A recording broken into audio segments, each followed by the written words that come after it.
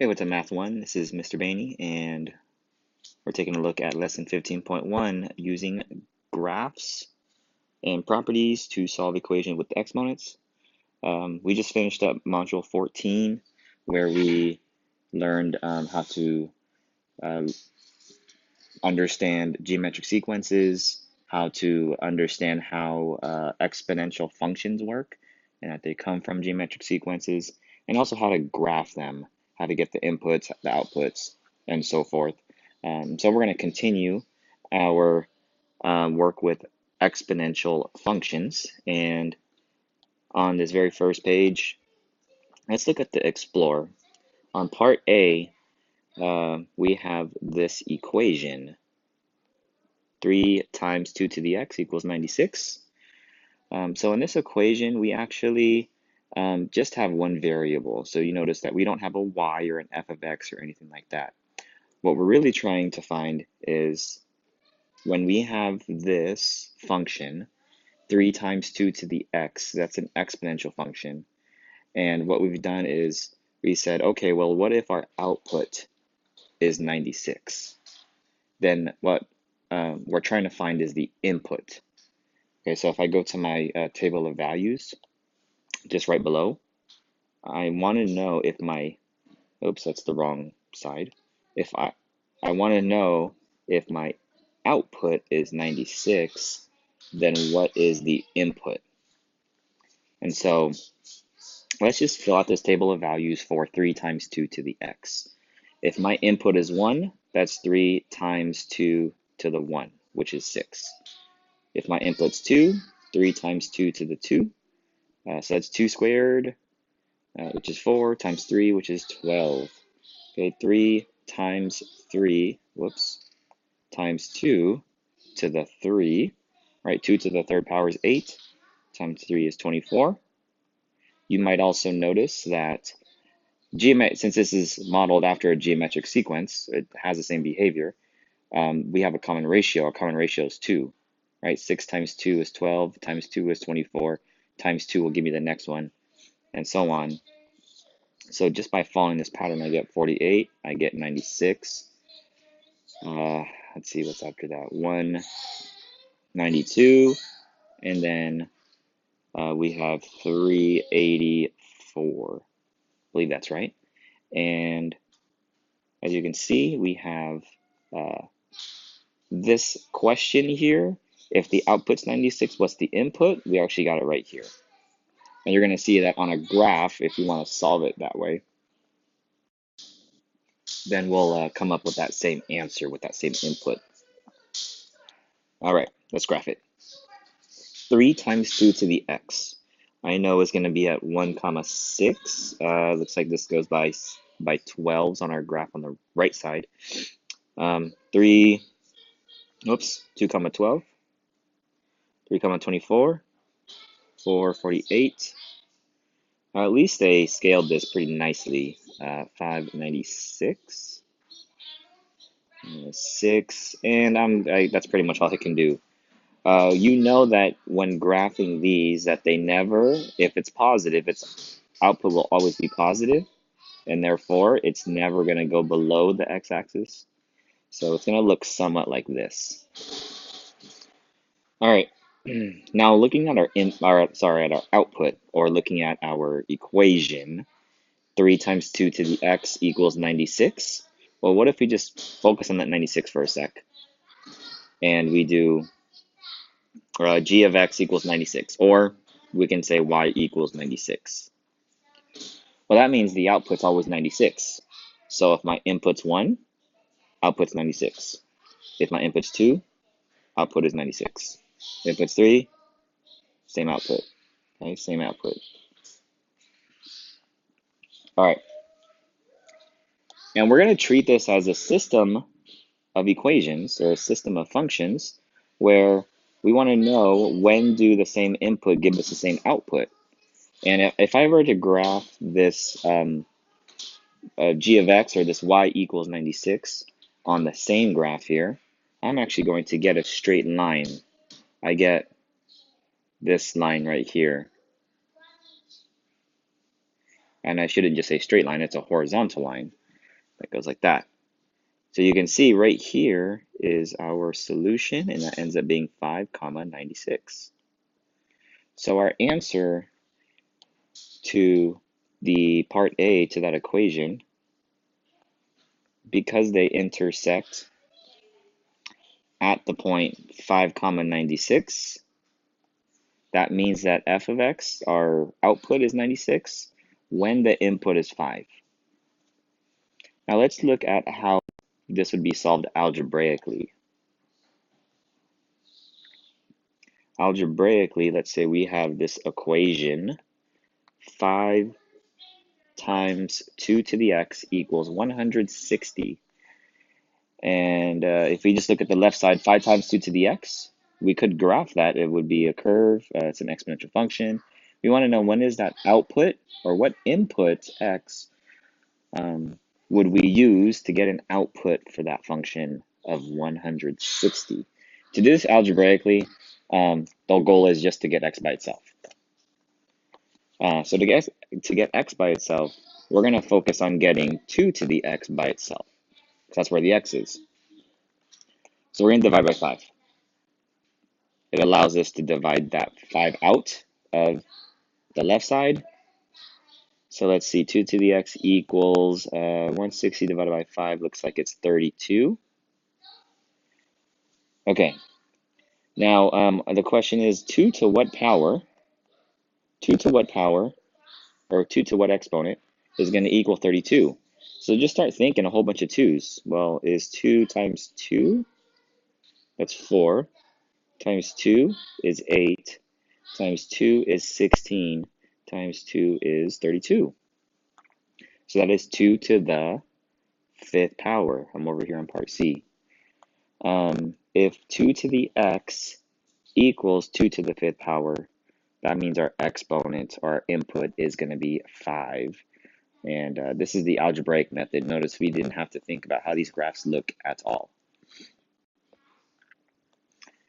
And what we just looked at is called the equality of bases property here on this page, or what we just used. Remember, we had 2 to the x equals 2 to the 5. You can read this property. Might sound a little confusing, but all it pretty much says is if you have a power equal to a power, as long as they have the same base, the base here is 2, the base here is 2, as long as they're the same base, that means the exponents are going to be equal to each other. Okay, that's all that says. Now let's look at these two. I'm going to do one of these. You go ahead and do the other one. I'll do number 7. If we have 3 halves times 4/3 to the x equals 8/3, I'm going to want to get that 4/3 to the x, the power, by itself. So let me use a different color here. Divide by 3 halves. So I can get rid of that 3 halves just right next to my power. I'm left with 4/3 to the x equals whatever that division problem gives me. So to divide by 3 halves means we're going to multiply by the reciprocal of 3 halves, which is this, and that's 16 over 9. And now just have to think 4/3 to what exponent here would give me the 16 over 9. And so here's a way we can think about it. If I take 4/3 times another 4/3, will that give me 16 over 9? And it does. But if I wanted to, I could do times 4/3 again. But I don't need another one. That's all I need. So that means that 4/3 to the 2nd power will give us this. And therefore, x is 2. Okay. Pause the video so that you can try number 6. Give it a try, and I will have the solution ready for you in a few seconds.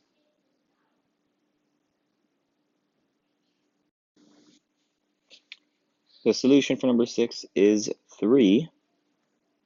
Pretty much follow the same process that I did with number 7. One important thing here is that when I divided by 2/3 on the right side, so I multiplied the reciprocal, showed that right here, I got 54/2. You'll have to reduce the fractions whenever possible. I didn't have to do it over here. 16/9 doesn't reduce. And notice I didn't change it to, let's say, a mixed number or a decimal. Definitely don't do that because our base on the other side is also a fraction. So yeah, I reduced this to 27, or I guess divided it, because that's going to help us with the left side, thinking about 3 to what power is going to equal 27. Very difficult to think 3 to what power equals 54/2. So yeah, just think about that when you are going through a problem. If you're kind of stuck, you may have to reduce. And let's finish off this lesson with a couple of word problems. Now, I prefer you to not use a graphing calculator. Do not rely on it. In fact, I show you in class how to use a graphing calculator, Desmos preferably, but I want you to be able to think about this, make sense of it without the use of a graphing calculator, and use it to check your answer. Number 8, there's 225 wolves in a state park. Population is increasing at a rate of 15% per year. You want to make a prediction for how long it will take the population to reach 500. So 500 wolves, that is. So we start off with 225. So at year 0, let's make our table.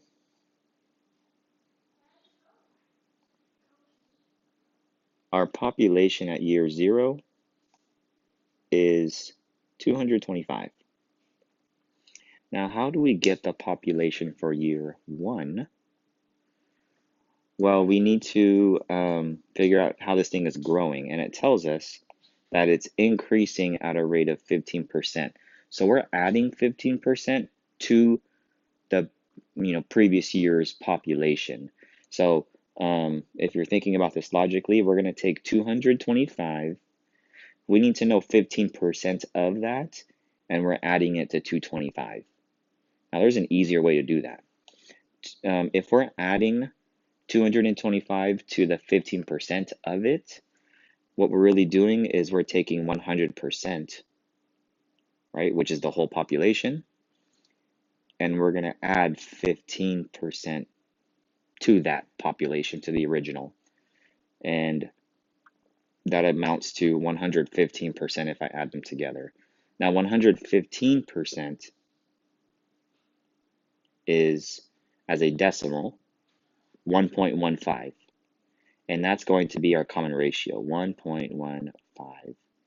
That means that I'm going to multiply each year by 1.15.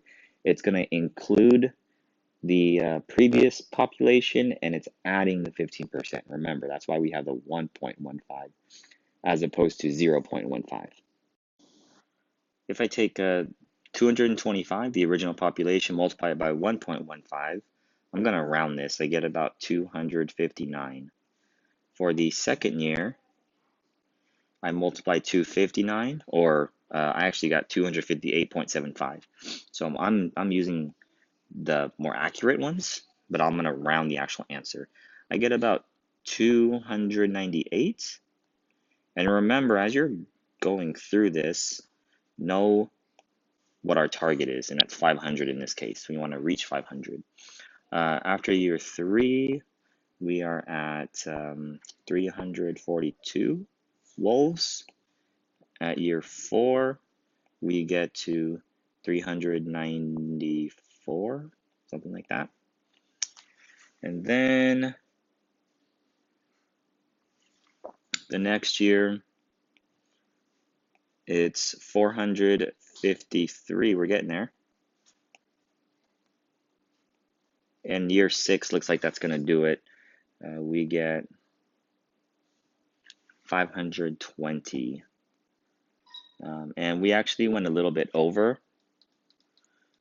So we can say it's going to take about 6 years for the population to reach 500.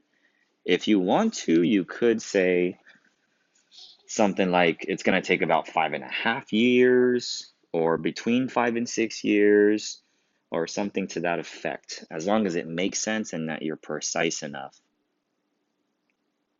Number 9, I want you to try that one. Oh, actually, before you try number 9, I do want to show you the equation that we would get for number 8 if you wanted to use an equation instead. So we would have y equals 225 times 1.15 to the power of x. And so this is something that you could use. Now, I'm not going to force you to use a table of values. Also, I went in order 0, 1, 2, 3, 4, 5, 6. If you wanted to skip around, like if you thought the answer was 5 or is 6 or even 10, skip ahead to those numbers. There's no one right way to do this. And again, you don't have to use a table. You could use the equation in some way, as long as you're showing your thinking. Okay, I'm going to pause it while you try number 9, or I'm going to wait a few seconds before I show the solution for number 9. Okay.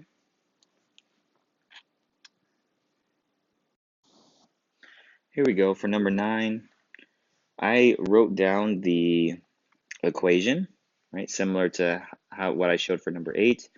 We want to know when will it take the population to reach 300. So I set my output over here to 300.